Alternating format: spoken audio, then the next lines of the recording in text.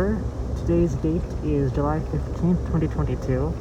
I'm on a train, which is already inherently exciting, but I'm extra excited for this next stop. We're going to be stopping at John Brown's fort, which I'm so excited.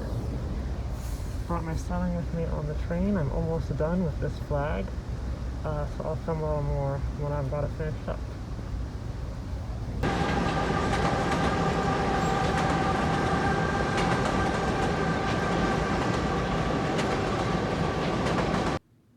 Hey, Ember again.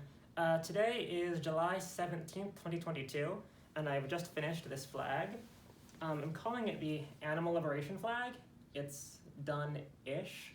Oh, am I showing the wrong? That was the back of the flag. This is the front of the flag. So yeah, it's just about finished, and this actually might be easier on the computer screen. So this is a new flag I've designed. I'm calling it the Animal Liberation Flag. And this video is just to go over the origins of the project, the specifications of the flag, and to give my designer's original readings of the symbolism. I find flags super interesting. The idea of using a colorful rectangle to represent a complex idea or identity is so funny, but there's something compelling and charming about it. Like, I'm trans, so every time I see a stripey pastel sunset, I text my friends a picture and we're all just like, Ayo the Sky says trans rights, because that's just what those colors mean now, because Vexillology is just cool like that. So a couple months ago, I found out that animal rights movements just don't have a flag. And like, how does that even happen? There are human allies and accomplices of non-human animals, and more broadly, just like vegans all over the world. So how do movements for justice across the socially constructed boundary of species not have a flag that communicates some of their underlying ideas? So I got to thinking, how would I design a flag that communicates some of those ideas? Justice, solidarity, bodily autonomy, equality, and the idea that these concepts apply not only to humans, but to everyone of every species. And this is what I came up with.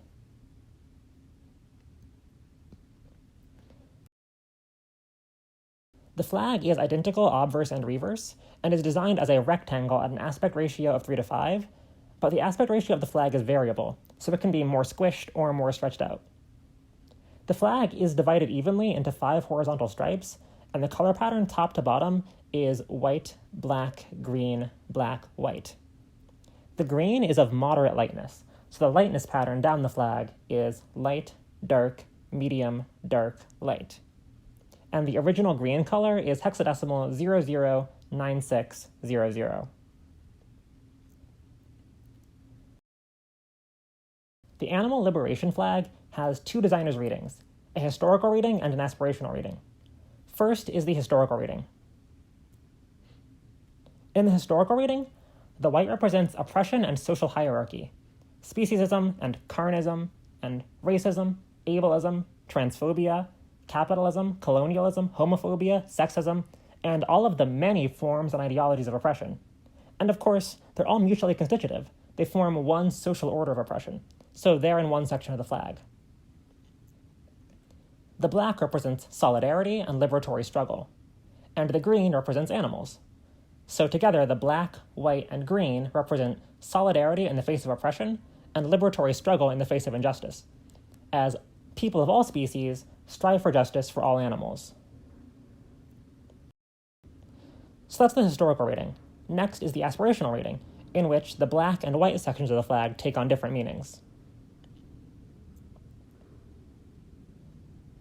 The black represents justice and equality, which are necessary for the peace and flourishing that are represented by the white. The green still represents animals. So in the aspirational reading, the black, white, and green represent everyone of every species living as equals. I'm going to post a website with the same information and maybe expand a bit on my thoughts on the 2 readings of the flag. During the design process, I was thinking that this flag might be a good symbol to display during Animal Liberation Month, but apparently that isn't a month that exists yet. I was so sure that was already a thing. So I guess I'm also starting a website for Animal Liberation Month.